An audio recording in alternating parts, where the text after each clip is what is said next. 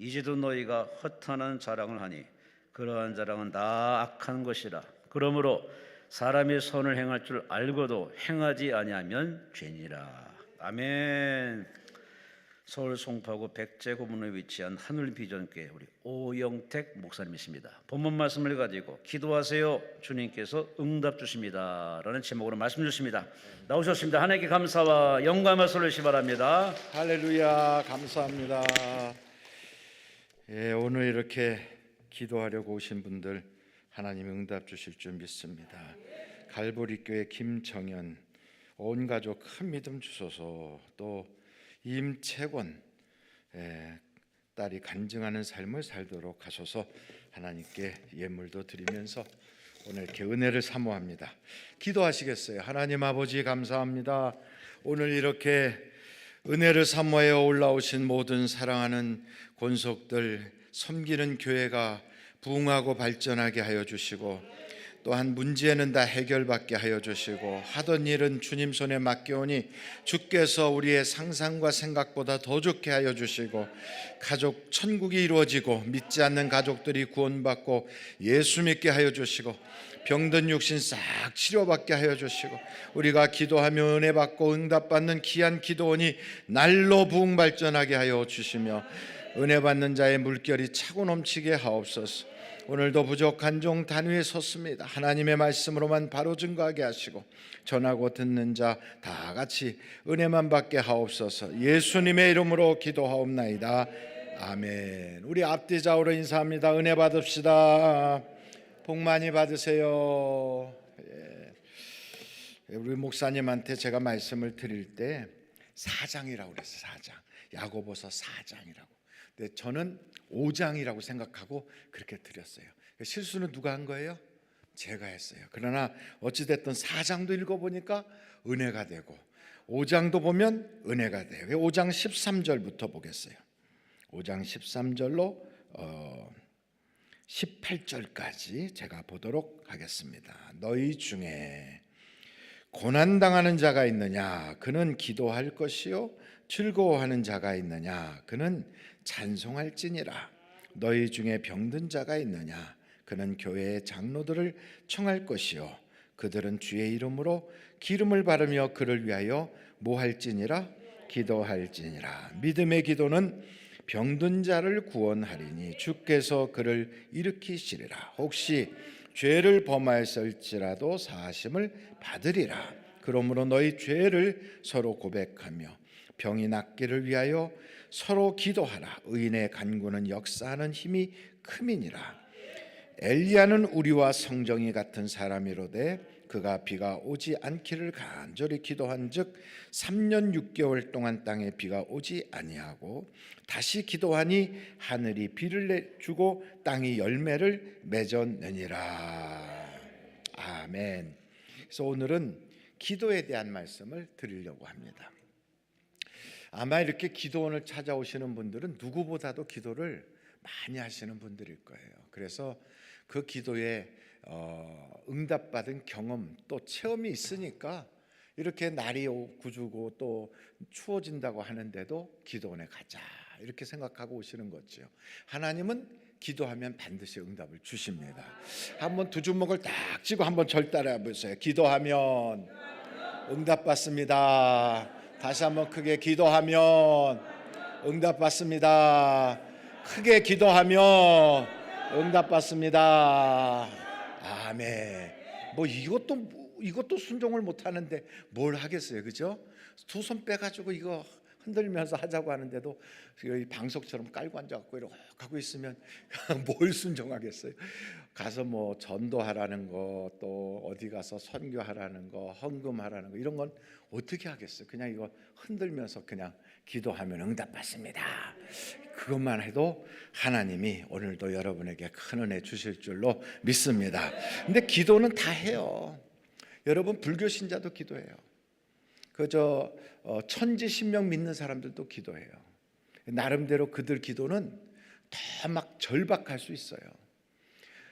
우리 교회 바로 근처에 점집이 있어요. 점집. 교회가 성령이 충만하면 점집이 붙어있지 못하고 떠나는데 우리 교회 옆에 붙어있는 점집은 왜 안 떠나는지 모르겠어요.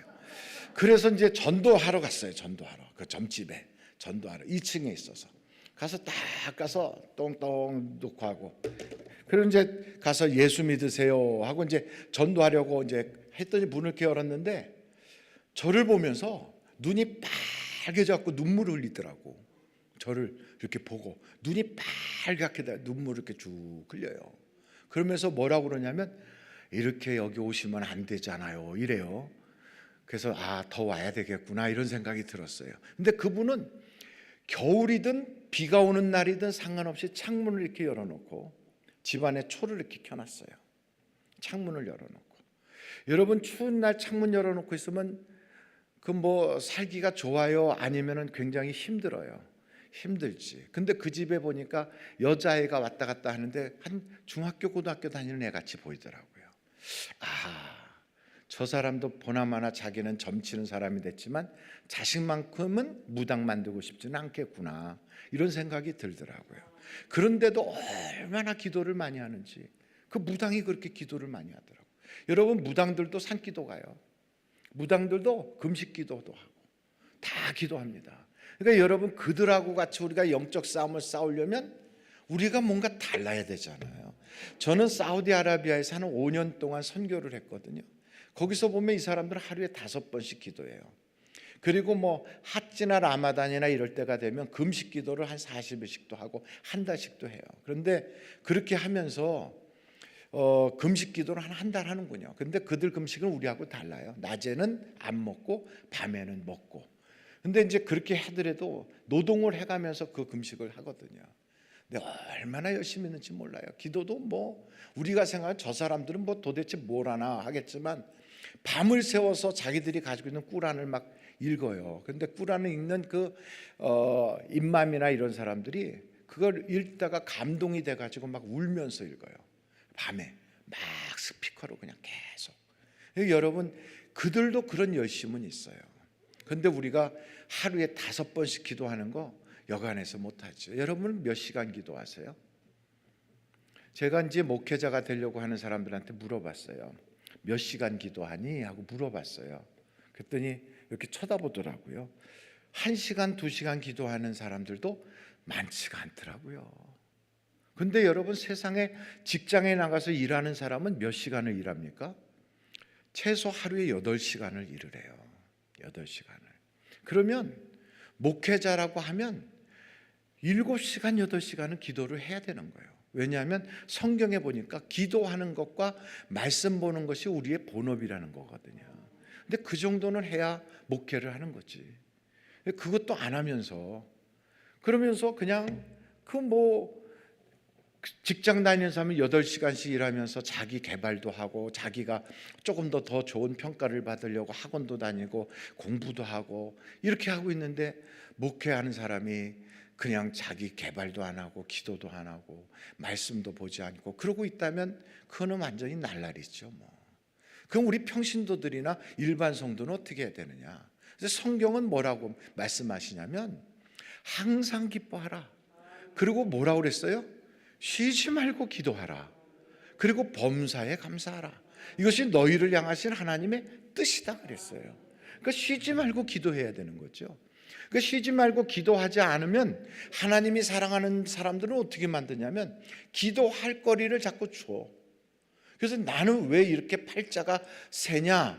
나는 왜 이렇게 기도거리가 많으냐? 그게 팔자가 센 게 아니고 기도거리 많은 게 아니라 하나님이 우리를 특별히 사랑하셔서 쉬지 않고 기도하게 만드시는 거예요. 그러니까 목사도 비상이 딱 걸리면 쉬지 않고 기도하게 되더라고요. 그래서 오늘 여기 제가 기도의 방법 해갖고 3가지를 한번 성경에 나오는 거 더 많이 나오겠지만 우리가 일반적으로 아는 내용을 한번 말씀을 드리려고 해요. 첫째는 믿음의 기도를 해야 돼요. 무슨 기도요? 믿음의 기도. 한번 여러분 성경을 좀 찾아볼까요? 야고보서 2장이에요. 17절. 야고보서 2장 17절. 그럼 뭐 야고보서니까 그 앞이잖아요. 그 앞에 가서 너무 멀리 가지 마세요. 그 2장 17절 있어요. 한번 같이 한번 읽어보실까요? 시작. 이와 같이 행함이 없는 믿음은 그 자체가 죽은 것이라. 거기 또 한 절을 볼 텐데 26절을 보세요. 2장 26절이에요. 같이 한번 읽어보실까요? 시작. 영혼이 없는 몸이 죽은 것 같이 행함이 없는 믿음은 죽은 것이다. 그러니까 여러분, 믿음의 기도를 한다 하고 말씀드릴 때 믿습니다. 주여 내가 믿습니다. 막 이러면서 막 간절한 마음으로 믿는다고 막 몸부림을 치면서 기도하는데 그 기도가 응답이 안 돼가지고, 그래서 그렇게 사랑했던 그 사람을 그냥 놓쳐. 그리고 내가 그렇게 분명히 믿었는데, 그런데 그 사업체가 이름도 그냥 뭐 하나님께 영광 올리는 그런 이름으로 탁 해서 막 호산나 상사 막 이렇게 일에 주식해서 이랬는데 그냥 무너져 가지고 나중에는 다 그냥 그걸 다 털어 가지고 사람들한테 세일로 그냥 넘기기도 하고, 그런 걸 보면서 분명히 기도했을 텐데, 그리고 믿었을 텐데 왜 그게 안 되느냐. 믿음의 기도는 하나님이 반드시 들어주신다거든요. 여러분, 거기에도 말씀 나와 있잖아요. 15절 보세요. 야고보서 5장 15절. 야고보서 5장 15절을 보시면 같이 한번 읽어보실까요? 시작. 믿음의 기도는 병든 자를 구원하리니 주께서 그를 일으키시리라. 혹시 죄를 범하였을지라도 사하심을 받으리라. 그러니까 믿음은요, 말로만 하는 게 아니에요. 거기에는 행위가 있어야 그게 산 믿음이에요. 겨자씨 하나만 한 믿음이 있어도 산을 옮긴대잖아요. 겨자씨는 작은 것이란 말이에요. 근데 그게 특징이 뭐냐면 살아있다는 게 특징이에요. 여러분, 히스기야의 기도를 우리가 알고 있어요. 그가 병들었을 때 하나님께 기도하는데 그 기도 응답 주셨다고요. 그래서 어떻게 응답 주셨는가 하고 성경을 제가 이렇게 봤더니 여러분도 다 보셨다시피 한번 찾아보세요. 이사야서를 딱 찾으면 거기에 히스기야의 기도가 38장에 나와요. 38장 보면 3절에 이렇게 나와 있어요. 이사야서 38장 3절이에요. 거기 보면 이르되, 여기서 이르되는 히스기야가 하나님께 기도하여 말하되 이런 뜻이에요. 그가 기도를 어떻게 하는가 보세요. 여호와여 구하오니 내가 주 앞에서 진실과 전심으로 행하며 주의 목전에서 선하게 행한 것을 기억하옵소서 하고 히스기야가 심히 통곡하니. 그러니까 히스기야의 기도 속에는 믿음의 기도로 하나님이 반드시 내가 지금 죽을 자리지만 살려주실 거라는 믿음을 가지고 통곡하며 기도하는데, 그 기도 속에는 뭐가 있냐면 히스기야의 행위가 들어가 있어요. 그 기도 속에. 그게 바로 믿음이에요. 그러니까 여러분, 우리는 왜 기도에 열매가 없는가 이런 생각하는데, 기도에는 반드시 믿음의 기도를 해야 돼요. 근데 그 믿음의 기도라는 것은 거기엔 행위가 따라가야 그게 산 믿음이고, 그게 바로 아무리 작은 행위를 했을지라도 그게 겨자씨만한 그러한 믿음이 되는 거예요. 그래서 여러분, 행위가 없는 그런 기도는 영혼이 없는 기도와 같아요. 우리가 정말 하나님 앞에 그렇게 행위를 해야 돼요. 그래서 성경에 보면 다 백부장이 우리 주님으로부터 기도응답 받아가지고 자기 집에 병든 하인이 일어나잖아요. 그거 어떻게 일어납니까? 평소에 그가 행위가 있었다고요. 회당을 세우고, 그리고 이스라엘 사람들한테 선을 행하고, 그 모든 그런 행위가 있었기 때문에 주변에서도 주여 저의 기도를 들어주는 것이 당연합니다. 고넬료 집안에 성령이 임하는 놀라운 역사가 있었죠. 그가 평상시에 행위가 있었단 말이에요. 그러니까 여러분, 우리 믿는 사람들은 뭐 믿으면 되는 거지 뭐 행위가 뭐 중요하냐 이러지만, 그런 것조차 없다면 그게 믿음이 아닌 거죠. 그러니까 여러분, 믿었으면 믿음의 행위가 따라오게 돼 있어요. 반드시 따라와요. 그러니까 성경을 이렇게 보다 보면 다 행위가 따라와서 거기에 열매가 있거든요. 근데 없는 경우가 있어요. 없는 경우가 있어요. 없는데도 이렇게 보면 하나님이 왜 이 사람은 그런 행위도 없는데 응답을 주셨나? 이건요, 하나님이 가불해 주신 것과 같아요. 아니, 하나님이 가불도 해주시나? 그렇다니까요. 그래서 특별히 선교지 같은 데 가잖아요. 선교지 가서 이렇게 기도하면 이 기도받는 사람이 아무런 행위가 현재까지 없었어. 하나님에 대해서 뭐 충성한 것도 없고 이제 믿지도 않는데 뭐가 있겠습니까? 예수를 믿으라고 하고, 그가 이제 병이 있는 사람이라 앞을 못 보고 이런 사람이지만 선교지에서 소경이지만 기도하면 눈을 뜬단 말이에요. 그럼 왜 그러느냐?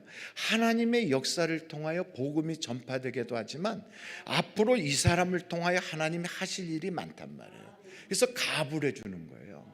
그런 것을 우리가 안다면 내게 하나님이 기도에 응답 주신 게 한두 가지가 아니라, 그러니까 우리가 그런 기도 응답을 받기 위해서 어떤 기도를 주로 합니까? 하나님, 내가 이렇게 응답 받으면 내가 이렇게 살게요. 내가 하나님께 이렇게 하겠습니다. 이렇게 기도하잖아요. 한나도 그런 기도를 했잖아요. 한나가 어떻게 기도합니까? 내게 아들을 주시면 내가 그에게 삭도를 대지 아니하고 하나님께 바치겠습니다. 그 기도를 그러잖아요. 그게 서원 기도라고 그래요. 이 서원 기도가 다 가불 기도거든요. 지금 내 행위가 아직은 없었지만 주시면 그것 가지고 내가 이렇게 하겠다. 그런데 이거는 하나님께 우리가 약속하고 서원했으면 반드시 지켜야 돼요. 근데 그동안의 기도를 숱하게 하면서 서원 기도를 엄청 많이 했는데 그걸 부도내거나 지금까지 하나님한테 사기친 사람들이 꽤 많아. 그 한두 번 사기치고 나중에는 자기는 잊어버려요. 근데 하나님은 기억하시는 분이거든. 그러니까 여러분, 우리가 그런 부분에 있어서 어떻게 해야 되겠어요? 하나님 앞에 잘못했던 그런 부분들이 많잖아요. 그걸 다 회개해야죠. 그래서 여러분, 우리가 기도를 할 때 하나님은 반드시 믿음의 기도에 응답을 주신다. 이걸 우리가 알아야 돼요. 그리고 두 번째는요, 의인의 기도에 응답을 주세요. 의인의 기도라는 게 뭐냐? 여러분, 성경을 보면 하나님에게는 자녀가 두 종류가 있어요. 하나님이 사랑하는 자녀가 있고 하나님이 진노하는 자녀가 있어요. 진노의 자녀가 있어요. 진노의 자녀가. 한번 여러분 에베소서 2장 찾아봐요. 에베소서 2장. 거기 에베소서 2장 3절을 보면 거기에 진노의 자녀가 나와요. 진노의 자녀는 어떻게 사느냐? 거기에 보면 전에는 우리도 다 그 가운데서 우리 육체의 욕심을 따라 지내며 육체와 마음에 원하는 것을 하여 다른 이들과 같이 본질상 뭐라고요? 진노의 자녀. 그럼 진노의 자녀는 어떻게 사느냐? 육체와 마음이 원하는 대로 사는 사람. 내 육체가, 내 마음이 원하는 대로 살아요. 내 자존심이 원하는 대로, 내 감정이 원하는 대로 그렇게 살아가요. 교회에서 열심히 봉사하다가도 기분 나쁘면 확 뒤집어 버려, 던져버리고, 자존심 상하면 그냥 획가닥 뒤집어져. 이게 다 진노의 자녀들의 모습이에요. 그러니까 진노의 자녀는 하나님께 기도하잖아요. 하나님이 응답을 주실까요? 한 대 때리고 시작할까요? 모르지. 근데 제가 보기에는 막 하나님한테 달라고 그러면, 진노의 자녀라면 너는 일단 한번 맞고 시작하자, 이렇게 할 것 같아요. 그래도 못 깨닫는 사람들이 많아. 왜 그러냐면 우리가 이 땅에 왜 왔는지를 모르니까 못 깨닫는 거예요. 우리는 잘 먹고 잘 살려고 온 사람들이 아니에요. 이 세상에 돈 잘 벌고 아주 막 떵떵거리고 살고 막 애들 잘 키워내고 그러면서 살라고 하나님이 우리를 이 땅에 보냈는가? 아니란 말이에요. 하나님이 그래서 내 마음이 원하고 육체가 원하는 대로 사는 건 하나님의 뜻이 아니에요. 하나님의 뜻하고 이게 맞는 것이 의인의 기도라고. 그럼 뭐 의인은 뭐냐면, 성경에 우리를 이 땅에 보내실 때 구약 성경 이사야서 43장을 보면 우리를 왜 보냈냐면 찬송하게 하려고 보냈대요. 뭐 하게 하려고? 찬송하게 하려고. 이 찬송하게 하려고 보냈다는 말을 신약으로 딱 와서 보면 요한복음 4장 23절에 보면 예배하는 자를 찾으신다는 거예요. 그러니까 우리는 이 땅에 왜 사느냐면 예배하려고 사는 거예요. 예배하려고. 이걸 모르고요, 그냥 돈 많이 벌고 막 그러면 바빠서 교회를 못 나온대. 그리고 뭐 취직하고 나면 우리 아이가 정말 하나님을 사랑하긴 하는데 취직해가지고 너무 요즘 피곤하고 바빠서 교회를 좀 쉬고 있대. 그 하나님이 보실 때 네 마음이 원하고 육체가 원하는 대로 사니까 너는 좀 한가하게 해줘야 되겠구나. 그러지 않겠어요? 여러분 가만히 생각해 보세요. 한가하게 하려면 종류가 여러 가지지. 지금 바쁜 사업체를 걷어가 버리든지, 아니면 몸이 건강해서 사방팔방 뛰어다니는 걸 못 다니게 툭 쳐가지고 병석에 누워있게 하든지, 방법이 여러 가지가 있지 않겠어요? 그러니까 그런 일을 우리에게 나타내게 하기보다는 내가 이 땅에 왜 사는지를 알아야 돼요. 그게 하나님이 날 향하신 뜻이란 말이에요. 그러니까 하나님께서는 이 세상에 이 세대를 본받지 말고 하나님의 선하시고 온전하시고 기뻐하신 뜻이 뭔가를 깨달아, 그래서 우리의 몸을 하나님이 기뻐하시는 그러한 산제물로 바치는 영적 예배를 드리라 이 말이에요. 그래서 우리는 이 세상에 살 때 말이에요, 예수 믿는 사람들은 특별히 악하게 살면 안 돼요. 그러니까 예배만 드리는데 그건 종교적 의식만 하고 삶의 예배가 없어가지고 생활 속에서는 그냥 막 어지간히 욕하고 다녀. 버스를 타고 가면서도 김 집사가 어떻고 이 집사가 어떻고 막 떠들고 다녀. 그러니까 거기 앉았던 사람들이 다 속으로 저것도 교회 다니는 거구나. 그러니까 갑자기 저것이 되는 거예요. 저거. 그리고 그냥 지하철에서 앉아가지고 아이고 집사님 이리 오세요 막 그래요. 갖고 그냥 지하철을 활깍 뒤집어 놔버려. 그럼 사람들이 뭐라고 생각하면, 야, 참 품위가 없구나. 예수 믿는 사람들은 덕을 안 세워. 예수 믿는 사람들은 자기밖에 몰라. 이렇게 인정을 그렇게 받으면요, 복음에 역행하는 자가 되잖아요. 하나님의 영광을 가리는 자가 되잖아요. 그리고 자기는 열심히 믿는데 근데 하나님이 아주 괴로워 죽으려고 그래. 그래서 성전 문 닫았으면 좋겠다고 그러잖아요. 그래서 여러분, 교회 다니는 사람은 세 가지가 있어야 돼요. 뭐가 있어야 되느냐? 그 어떤 사람이 세 가지가 있어야 된다고 그랬더니 첫째는 싸가지가 없으면 안 된다 이러더라고. 근데 그런 얘기가 아니에요. 성경에 나오는 얘기가 있어요. 그게 어디 나면 고린도전서에 나와요. 여러분 고린도전서를 한번 찾아가 보세요. 고린도전서에 14장을 한번 보세요. 거기에 보면 26절이에요. 이렇게 성경을 찾을 때 그래도 귀찮아도 자꾸 가서 찾다 보면 안 졸게 돼요. 안 찾고 가만히 있죠. 그러면 나도 모르게 눈이 감겨요.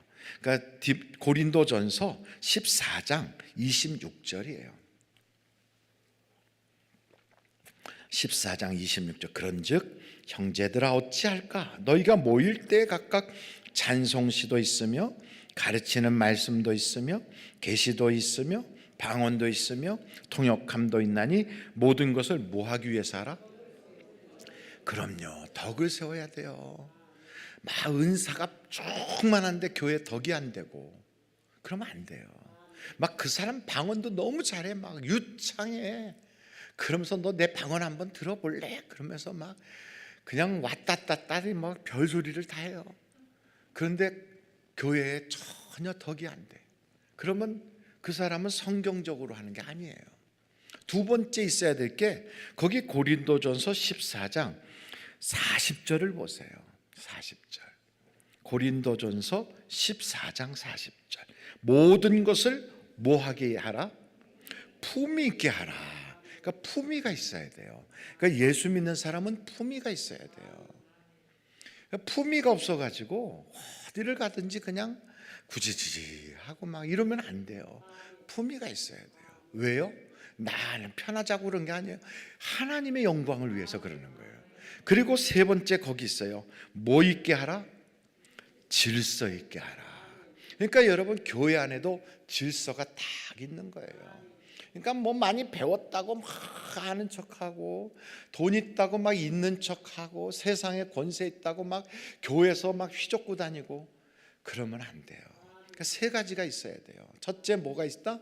덕이 있어야 돼요. 두 번째 뭐가 있어야 돼요? 품위가 있어야 돼요. 세 번째 뭐가 있어야 돼요? 질서가 있어야 돼요. 그러니까 예수 믿는 사람은 이 세 가지가 내 마음속에 딱 있어야 돼요. 딱. 교회 생활할 때 덕을 세워야 되겠구나. 말하는 것도 그렇고 모든 면에서 행동하는 것도 덕을 세워야지. 그리고 품위가 있어야 되겠다. 그래서 교회 갈 때는 옷도 다 이렇게 정말 정갈하게 입고 가야지. 막 그냥 교회 가는데 배꼽티 이따만한 거 입고 그냥 막 그리고 흔들면서 가갖고, 아니 목사가 어디다 눈을 둬야 될지 몰라. 막 입었는지 안 입었는지 모르겠어. 막 그냥 그러고 집에서 그냥 빤스바람이 뛰어나온 것 같이 그러고 나서 여름에 그냥 막 앉아 있으면 그래요. 성경에는요, 계단을 올라갈 때 하체가 보이지 않도록 옷을 길게 입으라고까지 아주 그렇게 딱 정해놨거든.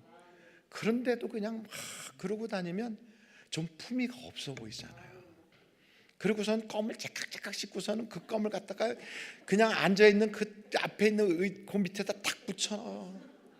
그러고 그냥 가. 그러고 나서 다른 사람이 이제 그 다음 예배 와서 딱 앉았다 일어나는데 무릎팍에 껌이 붙어가지고 막 그것 뛰느라고.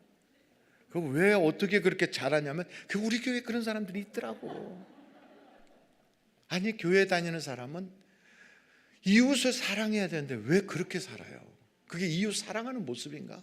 애 데리고 와가지고 그냥 과자를 그냥 쫙 떠나. 그리고 갈 때는 애만 데리고 가. 우리가 산에를 가도요, 거기 가지고 갔던 모든 쓰레기는 다 수거해가지고 내려올 때는 쓰레기도 같이 가져가거든. 근데 애들하고 그렇게 막 앉아서 그냥 그러고서 예배를 들었으면 갈 때는 애만 챙기지 말고 그것도 다 챙겨야 되잖아. 어떤 때 보면 아주 별 웃겨. 그때 어떻게 신발도 벗어놓고 가고 윗돌이 잠바도 벗어놓고 가고 그런지 몰라. 아니 교회 와서 도대체 뭘 하다가 가는지 그런지. 그래서 여러분 참 품위가 있어야 돼요. 질서가 있어야 돼요. 아멘. 그런데 예수 믿는 사람은요, 이 세상에 하나님이 우리를 보낼 때 첫째는 예배하라 하고 보냈고, 두 번째는 또 우리 보고 선을 행하라고 보내. 선을. 여러분 거기 에베소서 아까 보셨잖아요. 거기 에베소서를 다시 한번 가보세요. 2장이에요. 2장. 에베소서 2장의 10절을 보면 이렇게 나와 있어요. 에베소서 2장 10절. 거기 한번 같이 한번 읽어보세요. 시작. 우리는 그가 만드신 바라 그리스도 예수 안에서 선한 일을 위하여 지으심을 받은 자니, 이 일은 하나님이 전에 예비하사 우리로 그 가운데서 행하게 하려 하심이니라. 뭘 하기 위하여 지었다고요? 선한 일 하라고. 그러니까 선한 일 하라고 지은 거예요. 그러니까 예수 믿는 사람들은 심보부터 선해야 돼요. 거기 한번 성경책을 또 한 구절 찾아볼 텐데, 디모데 후서 3장을 보세요. 16절로 17절. 이런 모든 내용들이 왜 이런 말씀을 드리냐면, 기도를 한다고 다 응답이 오는 게 아니더라 이 말이에요. 분명히 성경은 구하라 그리하면 주실 것이요, 찾으라 그러면 얻을 것이요, 문을 두드리라 그럼 열리리니, 이렇게 다 나와 있어요. 너희가 내 안에 거하고 그 다음에 내 말이 너희 안에 거하면 무엇이든지 원하는 대로 구하라 그리하면 이루리라 그랬다고요. 그러면 분명히 우리가 기도할 때 응답이 와야 되는데 왜 내 기도에는 응답을 안 주시나? 응답 못 받으면 입이 대빵 나와가지고 하나님이 나를 차별한다고 그러고, 또 때로는 하나님이 계신가 안 계신가 그러고 뭐 별소리를 다 해요. 또 어떤 사람은 목사님이 능력이 없어서 그렇다고 그래. 왜 목사님이 거기 왜 나와요? 그러니까 여러분 가만히 보면 자기가 안 해놓고선 나중에 남 탓을 해. 그 보니까 그거예요. 디모데후서 3장 16절 17절을 보세요. 성경 말씀대로 하면서 기도하는데 왜 응답이 없겠어요? 16절 보세요. 시작. 모든 성경은 하나님의 감동으로 된 것으로 교훈과 책망과 바르게 함과 의로 교육하기에 유익하니, 이는 하나님의 사람으로 온전하게 하며 모든 뭘 할 능력을 갖게? 선한 일을 행할 능력을 갖게 하려 함이라. 여러분 성경책은 왜 우리에게 이렇게 기록해 주셨느냐 하면 성경 지식 많이 쌓으라고 주신 게 아니에요. 성경책을 우리에게 주신 것은 선한 일 할 능력을 갖게 하느라 준 거예요. 그러니까 성경책 끼고 다니면서 싸움 대판하고 그럼 되겠어요? 어떤 사람이 예수 믿으라고 그랬더니 임자들 싸우지나 말어 그러더라는 거예요. 그 누가 그랬을까요?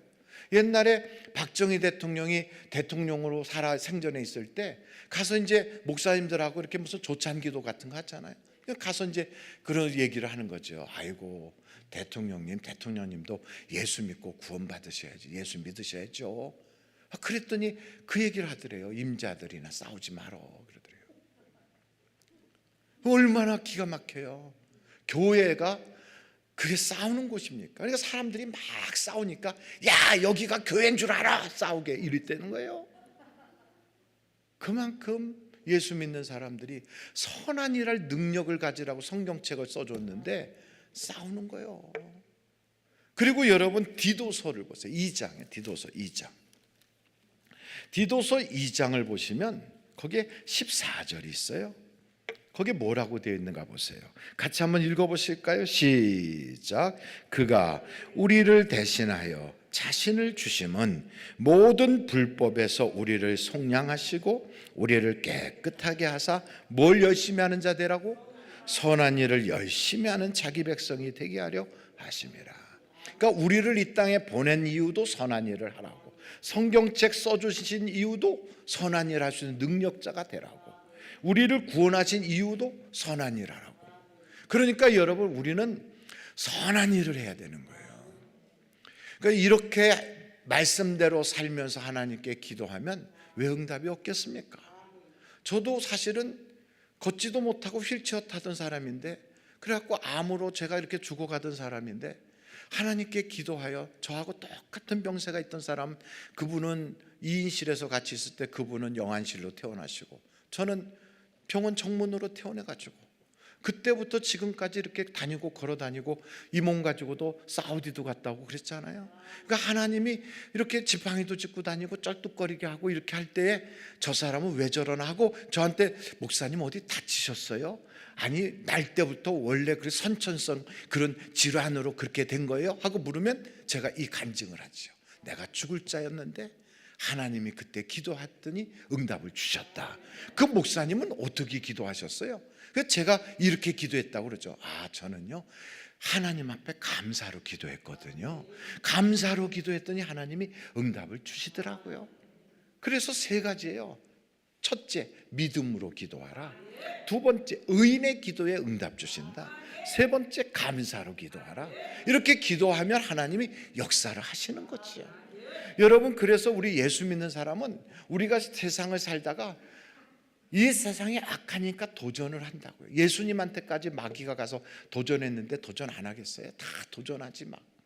그리고 얼마나 도전하겠어요? 그럼 여러분, 이런 도전이 막 올 때 참 악한 사람도 있고요, 없는 말 만들어내는 사람도 있고, 요만한 거 가지고 침소봉대에서 이따만하게 만드는 사람도 있고, 별 사람들이 다 있어요. 아주 사람을 죽이려고 덤벼드는 사람도 있어요. 근데 이런 것을 당할 때 우리가 악한 자가 확 악으로 덤빌 때 우리도 같이 맞받아치고 싶은 생각이 들까요, 안 들까요?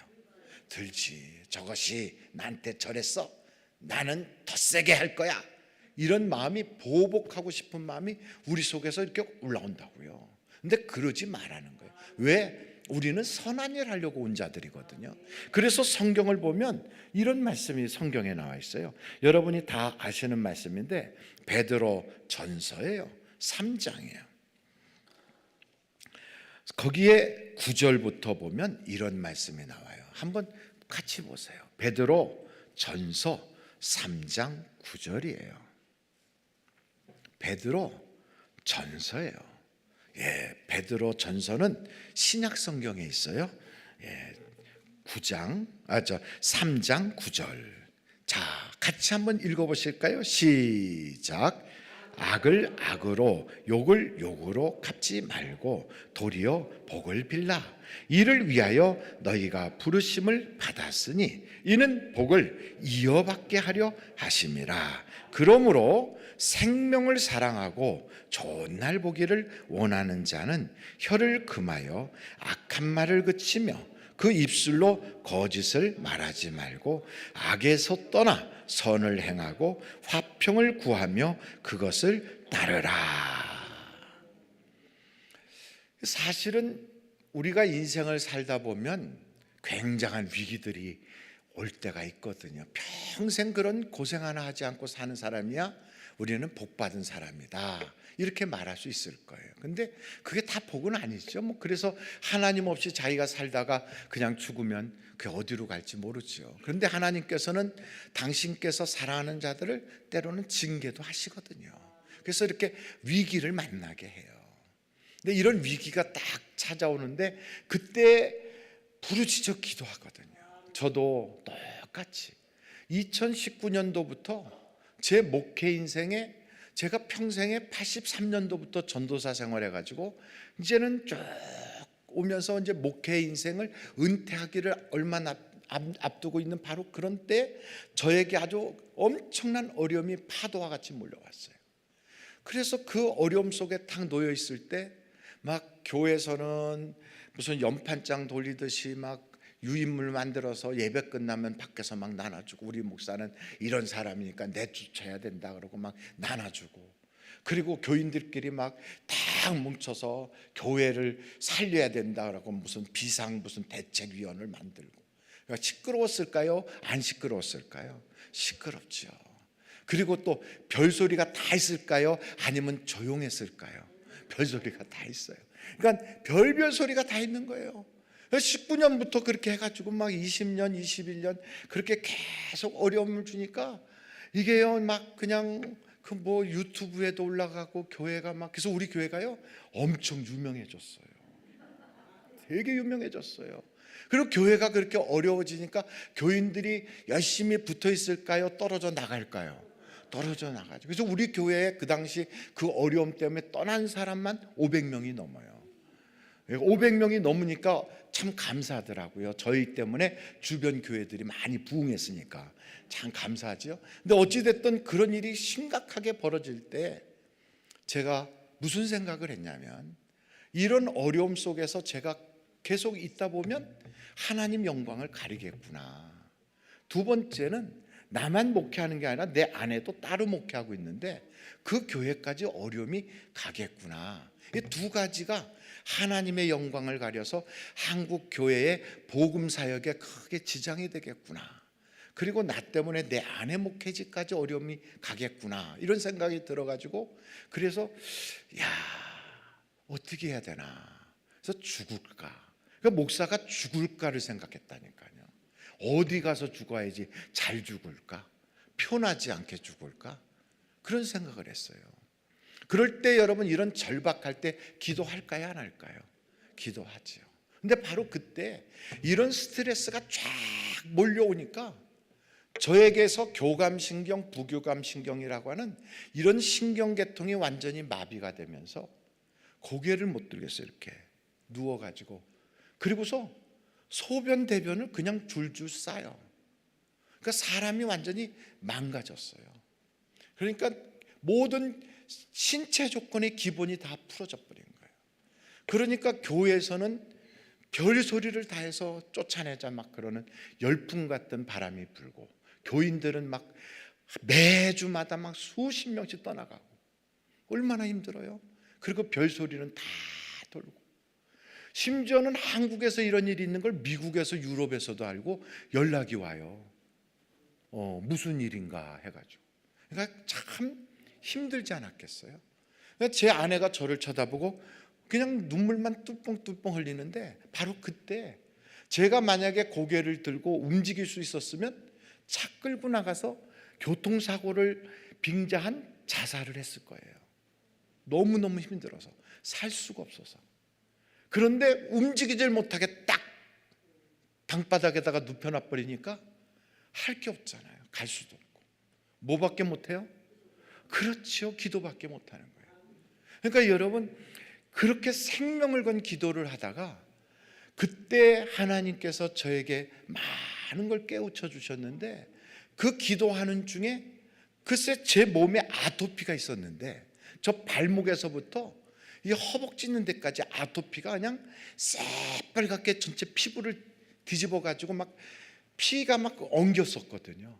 그런데 기도하는 중에 이 아토피가 싹 나선 거 있죠? 생각해 보세요. 지금 아토피가 나서야 돼요? 교회 문제가 해결돼야 돼요? 아토피는 이건 지금 상관도 없어. 교회 문제가 해결돼야지. 그런데 참 놀라운 건 아토피가 싹 낫는 순간 제 마음속에 이 생각이 들더라고요. 하나님께서 죽일 자 같으면 이런 병을 고쳐주시겠는가? 그러면서 하나님에 대한 믿음과 기대심이 확 올라가더라고요. 믿음과 기대심. 이게 마치 손바닥만한 구름이 떠올랐을 때 그걸 보고 야, 저기서 하나님이 약속한 비가 오겠구나. 바로 그거예요. 그래서 그 하나님이 내 아토피를 고쳐주셨구나 하는 그 감사가 내 마음을 확 휘어가면서 나는 죽지 않고 살겠구나 하는 생각이 드니까 그러니까 그때부터요 이 신경계통의 문제들이 해결이 돼요. 이제 정상적으로 소변 대변도 정상적으로 되고 고개도 일어나게 되고. 그래서 제가 교회를 갔어요. 그래서 교회 가서 말씀을 증거하는데 참 놀라운 건 어느 교회는 목사가 설교 강단에 말씀하려고 올라가면 막 멱살을 잡고 끌어내린다는데 우리 교회는 그런 사람은 없더라고요. 그래서 강단에 서서 축복만 했어요. 기도만 하자 그러고 그 누구에 대한 이야기도 하나도 하지 않고 그냥 사랑만 했어요. 사랑에 대한 설교, 기도에 대한 설교, 믿음에 대한 설교, 그냥 축복하는 설교만 했어요. 그랬더니 교회가 그냥 하나가 돼버렸어요. 할렐루야.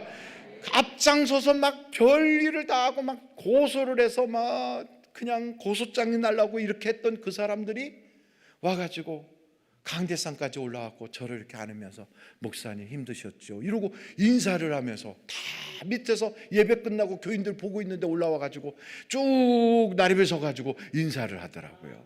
그러니까 하나님이 딱 그거예요. 악에게 져서 악을 악으로 갚지 않아야 되는 거예요. 여러분 기도나 우리의 생활 모든 해답은 다 성경에 있어요. 성경 말씀대로 하면 역사가 나타나는 거예요. 그러니까 나중에 이제 이렇게 되니까 야, 참 놀라운 건 그동안에 연락 없이 가만히 어떻게 되나 하고 쳐다보자 이렇게 했던 분들한테서 그다음부터 위로 전화가 오고 막 여기저기서 막 와서 집회도 해달라고 그러고. 그래서 제가 그때 깨달았어요. 아하, 욥이 고난이 끝나고 나니까 나중에는 금고리 들고 와가지고 위로하더라 하더니 저에게도 그러더라고요. 근데 여러분의 인생에도 육신의 질병이 오든 경제적 어려움이 오든 사람과의 관계가 참 고달프게 얽히고 설키든 재판적인 문제가 해결이 안 돼 갖고 복잡하게 꼬여도요 모든 해답은 어디에 있다? 성경에 있어요. 말씀 속에 다 있어요. 그래서 말씀대로 하면 되는 거예요.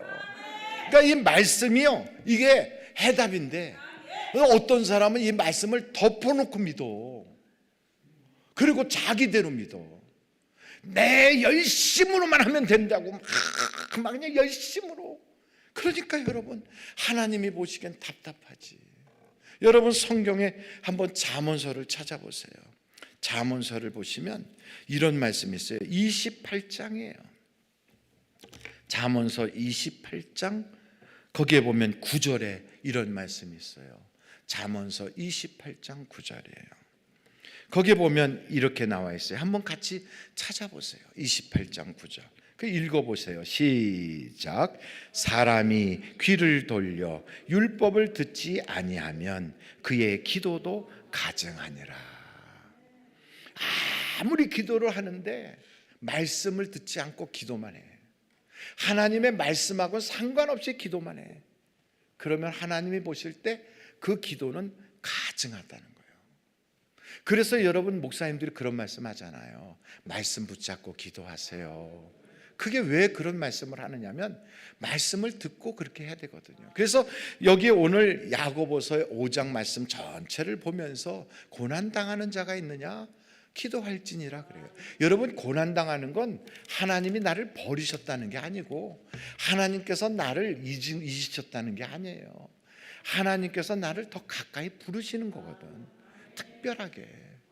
그래서 여러분 이런 고난이 올 때 성경에 어떻게 기도해야 되느냐 하고 대표적인 인물을 탁 꼽았는데 그게 누구냐면 엘리야예요. 엘리야. 거기에 성경에 이렇게 나와 있죠. 야고보서 5장 보면 17절에 이렇게 말씀하세요. 17절 야고보서 5장 17절이에요. 같이 한번 읽어보실까요? 시작. 엘리야는 우리와 성정이 같은 사람이로되 그가 비가 오지 않기를 간절히 기도한즉 3년 6개월 동안 땅에 비가 오지 아니하고 다시 기도하니 하늘이 비를 주고 땅이 열매를 맺었느니라. 우리가 기도하는 사람 하면 엘리야를 생각하고 나도 저렇게 기도해야 되겠구나. 그러니까 엘리야의 기도를 우리가 한번 살펴봐야 돼요. 어떻게 기도했느냐? 여러분, 엘리야의 기도에 크게는 열왕기상 17장을 보시면 거기에 원칙이 딱 나와요. 그 엘리야 기도의 원리를 보면 참 여러분 우리가 기도하면서 엄청난 걸 배우게 돼요. 그 첫째, 여러분 열왕기상 17장 6절서부터 한번 볼까요? 6절이에요. 17장 6절이에요. 거기 보면 까마귀들이 아침에도 떡과 고기를 저녁에도 떡과 고기를 가져왔고 그가 시냇물을 마셨으나 땅에 비가 내리지 아니하므로 얼마 후에 그 시내가 마르니라. 시냇물이 말랐어요. 그래서 이제 하나님께서 엘리야에게 엘리야야 너 시돈 땅으로 가서 사르밧이라는 데가 거기서 과부에게 얻어먹어라. 내가 과부에게 말해놨다. 이렇게 말씀하세요. 한번 성경을 다 놓고 저를 좀 한번 꽃 본 듯이 좀 봐주세요. 이렇게 기가 막히게 생긴 꽃은 처음 보셨을 거예요. 할미꽃도 아니고 호박꽃도 아니고. 그러나 여러분 보세요. 하나님은 반석에서도 물이 나게 하시는 분이에요. 그리고 하갈이 목이 말라서 차마 내 아들이 죽는 꼴은 못 보겠다고 땅을 치고 올 때 그 눈앞에서 샘이 터지게도 하신 분이 그분이 하나님이세요. 그렇다면 엘리야 보고 굳이 시돈 땅까지 가게 할 게 뭐가 있어요? 그냥 그 자리에서 물이 다 말랐어도 샘물이 폭 터지게 하면 되는데 그 왜 시돈 땅까지 가게 했을까? 거기 가서 사르밧이라고 하는 데 가서 과부집에 가가지고 얻어먹겠을까? 그 부잣집도 아니고. 그런데 이렇게 한 이유가 있어요. 근데 그 사르밧이라고 하는 동네에 딱 갔더니 마침 과부가 나무를 막 줍고 있는 거예요. 보니까 남루하지요. 여러분 벌써 가난하고 힘들게 살면 얼굴부터 발끝까지 힘겨운 모습이 다 이렇게 보이잖아요. 그러니까 이 여자가 얼마나 그동안 힘들게 살았는지가 보이는 거죠. 근데 이제 엘리야가 그 여자를 이렇게 보면서 얘기하는 거예요. 나에게 물을 좀 달라고. 근데 이때가 언제냐면 가뭄이 들어서 비가 오지 않는 때잖아요. 근데 물 달라는 게 이게 엄청나게 귀한 거거든. 근데 여자가 물을 가지러 가니까 그 뒤에다 대고 뭐라 하냐면 이왕 가지고 올 때 내가 먹을 수 있는 떡도 좀 가져와라 그래요. 그러니까 여자가 뭐라 그래요? 나는 당신에게 줄 만한 떡이 없습니다. 내 아들하고 둘이서 먹고 죽으려고 하는 마지막 식사 한 끼 남은 거 그 한 움큼밖에 없습니다. 그랬더니 엘리야가 뭐라 하냐면 그걸 해가지고 나한테 갖다 주고 그 다음에 먹으래요. 만약에 여러분 교회 목사님이 혹시 그렇게 말씀하시면 여러분은 그 목사님을 상당히 존경할까요? 아니면 이 목사가 뭔가 아주 그냥 잘못돼도 보통 잘못된 게 아니구나 이렇게 생각할까요? 후자겠지요. 이 여자는 구제받아야 될 여자지요. 이 여자한테 어떻게 뜯어먹어? 갖다가 줘도 부족한데. 근데 그게 아니에요. 그게 아니에요. 하나님의 나라에는 법칙이 있어요. 법칙이. 3가지가 법칙인데 심어야 거둬요. 심어야. 믿어야 구원받아요. 기도해야 응답받아요. 그러니까 이걸 하지 않고는 안 되는 거예요. 안 믿고 구원받는 일은 없어요. 기도하지 않고 응답받는 일은 없어요. 심지 않고 거두는 거 없어요. 그리고 하나님께서 이 가정을 딱 보실 때 이 여자가 너무 안타까운 거예요. 근데 이거 아들하고 먹고 끝내버리면 심을 게 없잖아. 그러면 하나님의 기적을 이룰 수가 없잖아요. 얼마든지 하나님은 하늘에서 만나와 메추리가 쏟아지게도 할 수 있는 분이에요. 그런데 하나님께서 친히 이렇게 만들어 놓은 법칙과 원리를 깨트리지 않으신다고. 그런 능력이 있음에도 불구하고. 그래서 예수님도요 돌이 떡되게 안 하시잖아요. 그렇게 시장한데도. 왜요? 그거는 할 수 있는 능력이 있어요. 그래도 그걸 안 하셔요. 그러니까 우리는 자꾸만 돌덩이 가지고 떡덩이 되게 만들고 싶고 막 이렇게 하고 싶은데 그렇지가 않아요. 심어야 거두는 거예요. 그러니까 이 집에 밀가루 단지에 밀가루를 심었더니 밀가루가 올라오는 거예요. 우리 같으면 쌀이 올라오게 하면 얼마나 좋아. 얼마든지 하나님은 그렇게 하실 수 있거든. 근데 마지막 그거를 심게 하는 거예요. 심게. 그 이 여자도 그 대단한 여자예요.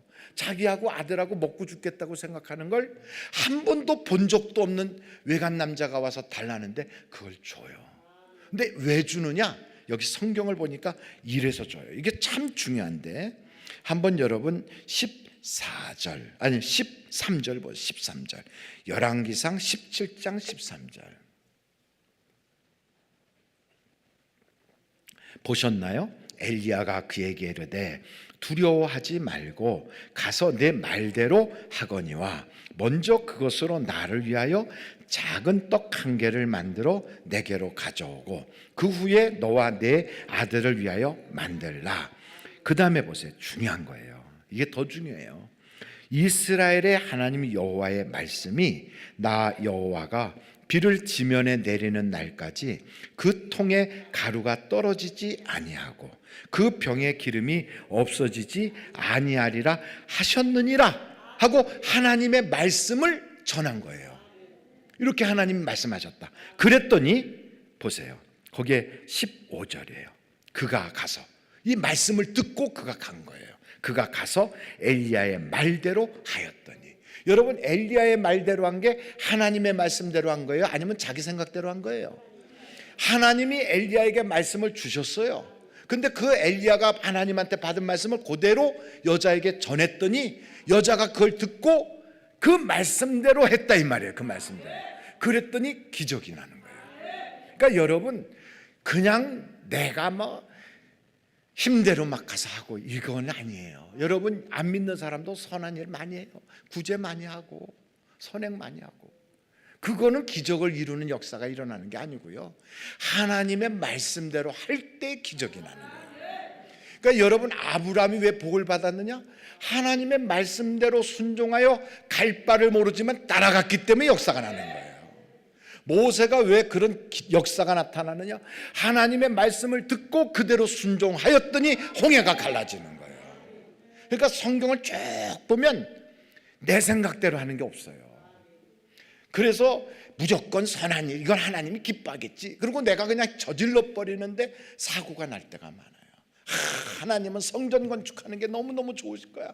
우리 하나님 얼마나 기뻐하실까? 하나님의 말씀대로 하는 게 아니라 자기의 어떠한 소원 가지고 막 밀어붙이다가 나중에 재정적으로 어려워서 부도나가거나 아니면 문제가 생겨서 넘어가는 건물들 보면 아니 하나님이 살아계시는데 글쎄 저런 건물 하나도 제대로 못 해줘. 하나님이 천지를 창조하신 분이라는데 아니 저런 저 빌딩 하나도 잡아주지 못하고 저렇게 넘어가. 하나님이 능력이 없으신가 보다. 하나님이 안 살아계시나? 그게 아니라고요. 그러니까 우리가 아무리 괜찮은 일을 한다고 할지라도 나의 야망, 내가 가지고 있는 생각, 나의 상상으로 그거는 하나님이 기뻐하지 않아요. 그러니까 성경을 쫙 봐도 아무리 좋은 일이라도 아무리 동기가 좋아도 아무리 과정이 선해도 하나님의 말씀이 아닌 것을 내 마음대로 하는 것은 내 마음이 원하고 육체가 원하는 대로 하는 것과 똑같아요. 그건 결국은 진노의 자녀고 그건 결과가 얻어맞는 거예요. 이걸 우리가 모른다면 그럼 하면서 여전히 실수를 해요. 반복해서. 그 속상하지. 나는 하나님을 위해서 했는데 나는 정말 주님 앞에 충성했는데 왜 이런 일이 벌어지나. 평생 깨닫지 못하면 평생 고생하는 거예요. 여러분 다 성경을 보면 말씀이 먼저 있어요. 그리고 그 말씀에 순종하는 게 그 다음이에요. 그게 믿음이고 그게 바로 하나님이 우리에게 원하시는 거예요. 우리가 착각하면 안 돼요. 우리가 왕이 아니고 우리가 주인이 아니란 말이에요. 하나님이 주인이시라고요. 그럼 주인의 말을 들어야지. 왜 종이 자기가 다 나서서 자기 맘대로 해? 그러고서는 종이 자기 맘대로 해놓고서는 문제 생기면 주인을 막 불러대는 거야. 와서 좀 도와달라고. 뭐 주인이 그러면 뭐 119인가? 와서 그 다음에 주인이 그럼 사건 해결이 나는 해결사인가? 하나님이 괘씸하게 보겠지요. 너는 왜 자꾸만 내 자리를 탐하냐? 너는 왜 나한테 결제도 받지 않고 네 맘대로 하냐? 우리가 그런 일을 엄청 벌이거든요. 왜? 내가 생각할 때 선한 거니까. 내가 생각할 때 그게 하나님의 뜻인 것 같이 느껴지니까. 그러면 물어봐야지. 그렇게 깨달아졌고 그렇게 감동이 왔으면 물어라도 봐야지. 물어라도. 그리고 물어보는 게 아니라 통보하듯이 해.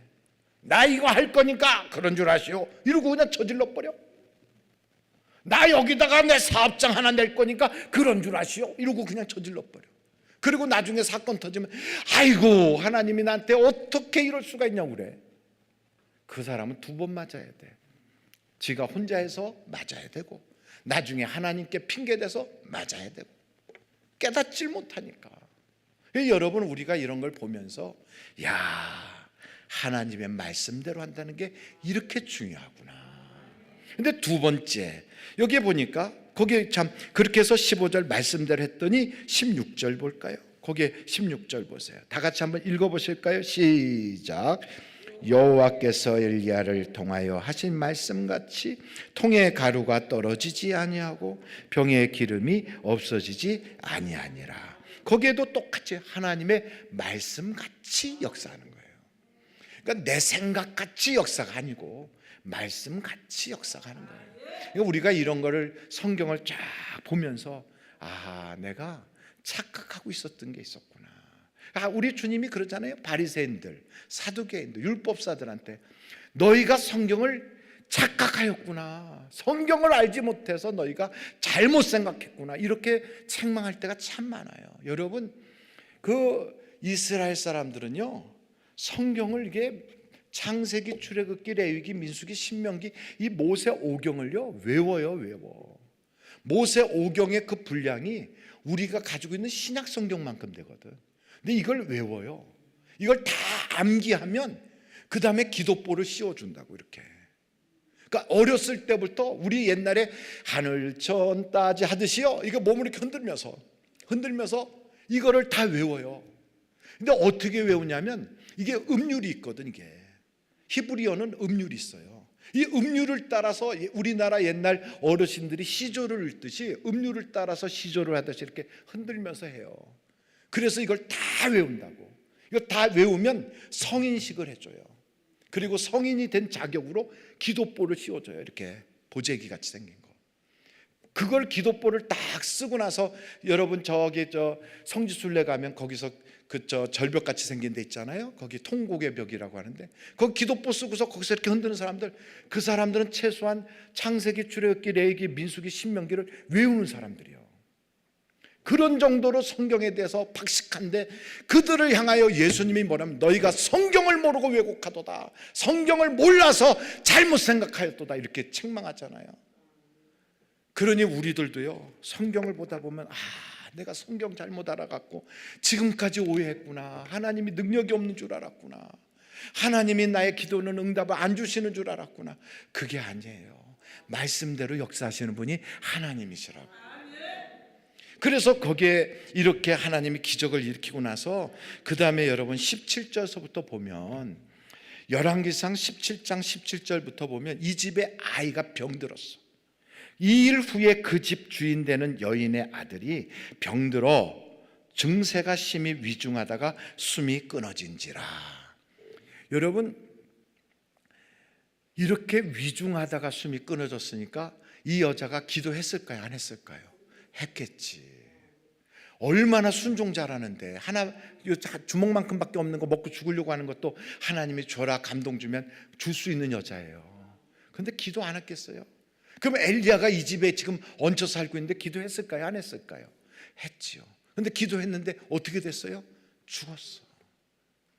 야, 이렇게 죽고 나니까 여자가 와서 뭐라고 얘기하냐면 당신이 우리 집에 와가지고 우리 애가 죽었다 이거예요. 이렇게 얘기해요. 아이고 참. 여기 그 다음에 거기 18절 보면 내 아들을 죽게 하려고 내게 오셨나이까 그 말이에요. 당신이 와서 우리 애가 죽었다. 여러분 이 집에 식량 떨어져서 벌써 굶어 죽었을 사람인데 가서 엘리야가 그 집에 있으므로 지금까지 먹고 살았잖아요. 근데 고마운 것은 다 잊어버리고 이렇게 아픔이 오니까 원망이 툭 터져 나와. 이거요, 그 사람이 하는 소리가 아니에요. 엘리야 보고 들으라고 하나님이 그 여자의 입을 벌려서 말하게 하는 거예요. 그래서 우리가 세상에 살다가 교회에서나 누가 나한테 비방을 하거나 누가 나한테 뭐라고 얘기하잖아요. 저 사람 은혜도 모르고 저런다고, 내가 너한테 해준 게 얼만큼 해줬는데, 이러면서 씩씩거리면 돼요, 안 돼요? 아니, 저쪽 동네는 지금 눈 감고 있는 것 같아. 돼요, 안 돼요? 안 돼요, 안 돼요. 우리는요, 사람의 마음을 움직이는 분이 누구시다?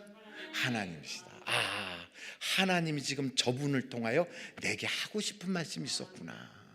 이걸 깨달아야 돼요. 여러분, 모든 우리의 관계 속에서요, 우리는 수평적인 사고를 보면 안 돼요. 저 사람이 나한테 이랬으니까 나도 이래야지, 내가 이렇게 줬는데 어떻게 저 사람이 나한테 이렇게 하면 안 돼요. 우리는 누구를 상대하냐면 하나님을 상대하는 거예요. 하나님이 내게 저 사람을 통하여 하고 싶은 말씀을 하는구나. 이걸 깨달아야 돼요. 여러분, 발람이라고 하는 사람이 저 나귀를 타고 가는데 나중에 하나님 말을 어지간히 안 들으니까 나귀가 입이 열려서 말았잖아요. 나귀도 뭐라고 막 말하는데 사람이 입 달렸는데 말하지 않겠어요? 그러니까 말을 할 때 그거를 고깝게 생각하고 억울하게 생각하고 섭섭하게 생각하면, 그러면 내가 하나님의 음성을 못 듣는 거지. 바로 그 순간에 하나님이 내게 하고 싶은 말씀이 있으셨구나, 이걸 깨닫는 거예요. 그래서 그때 주여, 왜 이 여자를 통하여 내게 이런 말씀을 하십니까? 그때 깨닫는 거예요. 내가 기도를 하긴 했는데 생명을 건 기도를 안 했구나. 여러분, 산기도까지 오실 정도 됐으면 이번에 은사 받아야지 하고 오신 분도 있을 것이고, 이번에 내가 교회 문제 해결해야지 하고 오신 목사님도 계실 것이고, 내가 이번에 내 가족 질병 문제 다 치료받아야지, 내 아들 떨어졌는데 이번에 하나님의 뜻을 찾아야지, 뭐 별 생각 다 하고 오셨을 거예요. 그리고 여러분, 뭐 육신의 질병뿐 아니라 또 때로는 경제적인 문제, 뭐든지 하여간 하나님께 기도할 거리가 와서 왔잖아요. 근데 우리가 기도할 때 신사적으로 기도할 때도 있어요. 주여 주시옵소서, 이렇게. 주여 나에게 하나님의 은혜를 베풀어 주옵소서, 이렇게 멜랑꼬리하게. 그렇게 기도하던 우리를 하나님이 한번 들어엎을 때가 있어요. 이게 바로 이게 엘리야에게 하시는 거예요. 여러분, 엘리야가 처음부터 능력의 종이냐? 아니에요. 이런 과정을 통하여 능력의 종이 되는 거예요. 이런 과정, 하나님이 그렇게 사람을 다루시는 거예요. 그래서 택하시고 부르시고 어렵다고 하시고 영화롭게 하실 때까지 우리를 키워가는 거라, 이 말이에요. 엘리야를 그렇게 다루시잖아요. 그러니까 이 엘리야가 어떻게, 그 죽은 아이를 데려다가 자기 침상에다 눕혀놓고 그 아이 위에 올라가요. 그래서 기도하는 거예요. 여기 성경에 보면 여호와여 부르짖잖아요. 이 아이의 혼으로 돌아오게 하옵소서. 그 아이 몸 위에 자기가 올라가서. 그 왜 그래? 그냥 옆에서 기도해도 되는데, 그건요, 제가 딱 느끼기에, 차라리 내 생명 걷어가고 이 아이를 살려달라고 하는구나, 이 아이하고 나하고 좀 바꿔달라고 하는구나, 지금 엘리야가 생명을 걸고 기도하는구나. 여러분, 우리가 그렇게 기도해야 될 때가 있어, 분명히 있어요. 근데 하나님은 우리가 기도하기 전에 우리의 형편 아세요, 모르세요? 다 아세요. 다 알고 계세요. 그러면 금방 응답 주시면 되는데, 내가 하나님 믿고 하나님 사랑하는데 왜 그렇게 속색이고 고생시키고 나를 어렵게 하는가? 두 가지가 있어요. 첫째는 양다리 걸친 사람들을 하나님만 믿도록 하기 위해서 그래요. 주인이 여러 가지인 사람이 있어요. 주인이 어떤 사람은요, 돈도 내 주인이고 누구누구 아무개도 내 주인이고 하나님도 내 주인이야. 이렇게 여러 주인을 섬기는 건 하나님이 그냥 방치해 놓으면 그런 사람은 주인이 여러 가지면 천국을 못 가요. 이번 기회에 완전히 갈아엎어서 하나님만 나의 주인이다, 이렇게 섬겨야 돼요. 그렇게 섬겨야 돼요. 우리나라가 역사에 나오는 일인데, 조선시대 때 중국에 대해서 사대를 했어요. 중국이 큰 나라, 우리는 조그만 나라. 그러니까 중국 황제를 섬겼다고, 우리나라 왕부터 모든 신하가. 근데 명나라라고 하는 중국을 섬기고 있는데 청나라가 딱 들어왔어요. 이 여진족들이. 우리가 생각할 땐 저 여진족들은 우리가 생각할 때 야만인인데 우리가 어떻게 그걸 섬기냐? 그러고서 안 했더니 아니 글쎄 정묘호란이라고 하는 그런 일이 그냥 그 당시에 누르하치라고 하는 애가 쫙 공격해 와가지고 우리나라를 막 유린하니까 합의서를 썼어요. 그래 너네가 형님하고 우리가 동생할게 이렇게 합의서 썼어. 그리고선 보냈어요. 그 누르하치라고 하는 그 청나라의 태조가 돌아갔거든요. 그리고 10년이 되도록 그들이 기다려 보니까 우리나라의 조선의 당시의 임금이 인조라고 하는 임금인데 이 사람이 양다리를 걸쳐 겉으로는 청나라를 섬기는 척 하는데 속으로는 명나라를 섬겨. 그러니까 이걸 그냥 넣어서는 안 되겠구나. 그래갖고 홍타익이라고 하는 사람이 태종인데 그 청나라 태종이 군대를 거느리고 막 급하게 쳐들어왔어요. 그러니까 어디로 도망갈 데가 없었고 전에는 강화도로 도망갔는데 도망갈 데가 없었고 남한산성으로 도망갔거든.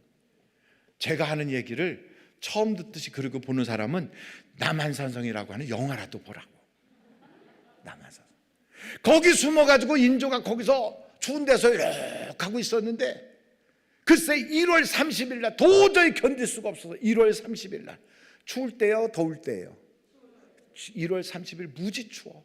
그때 남한산성에서부터 항복 그러고 내려왔어요. 어디로 왔냐?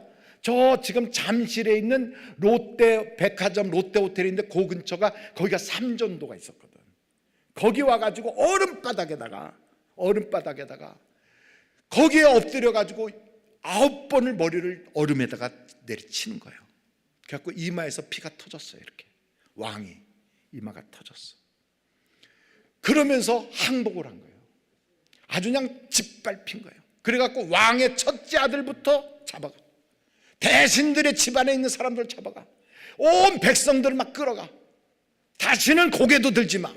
아주 짓밟았어요. 왜? 명나라하고 양다리 걸치지 못하게 하느라고. 하나님은 그렇게 잔인하게는 안 하셔. 그런데 우리가 양다리 삼다리를 걸치잖아요. 하나님이 생명 걸고 기도할 수밖에 없도록 우리를 몰아친다고. 제가 이렇게 두드리는 건 시간이 거의 다 됐으니까, 식사 시간도 됐으니까 정신 차리고 아멘을 좀 하라 이 말이야. 아멘. 어떤 경우는요, 저는 대한민국을 사랑해. 그리고 저는 하여간 저 북한에서 누가 온다면 제가 다리를 쩔더라도 총만 주면 나가서 싸울 마음이 있어요. 왜? 저도 군대를 갔다 왔으니까. 그런데 생각해봐요.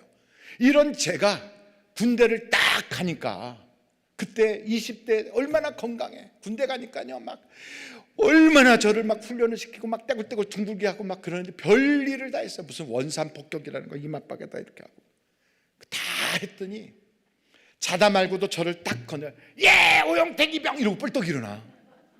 집에서는 이불을 걷고 찬물을 껴줘도 안 일어나던 내가 건드리기만 해도 벌떡 일어나. 그냥 자다 말고도. 이렇게 달라지더라고요. 하나님께서 야 기도해야지. 그러면 전에 같으면 아이고 아직 새벽기도도 멀었는데 아이고 좀 쉴게요 이러던 우리를 딱 건드리면 예 하고 벌떡 일어나서 그대로 무릎 착 꿇고 그냥 훈련받은 군인처럼 하나님 앞에 바로 아버지 이렇게 기도하는 자, 말씀만 하면 즉각 충성하는 자로 하나님이 우리를 바꿔놓으시려고 생명 걸고 기도하게 하신다. 여러분, 우리가 기도는 건성으로 해서 되는 게 아니거든요. 분명히 기도하면 응답이 와요. 오늘 하고 싶은 얘기가 그 다음에 여기 병든 자는 어떻게 기도해야 되는지, 그 다음에 엘리야의 기도의 마지막 하이라이트는 어떻게 해야 되는지, 이게 좀 막 남아있는데 시간을 보니까 배가 고파지고 식사가 시간이 부르잖아요. 그래서 이따가 오후 3시에 개봉박도 해서 여러분과 함께 들으려고 하는데 여러분 꼭 참석하셔서 그 시간에 귀신도 쫓아내고 병도 고치고 하나님의 능력도 체험하기를 간절히 바라. 우리 다 같이 주여를 3번 부르고 우리 목사님 나오실 때까지 기도합니다. 주여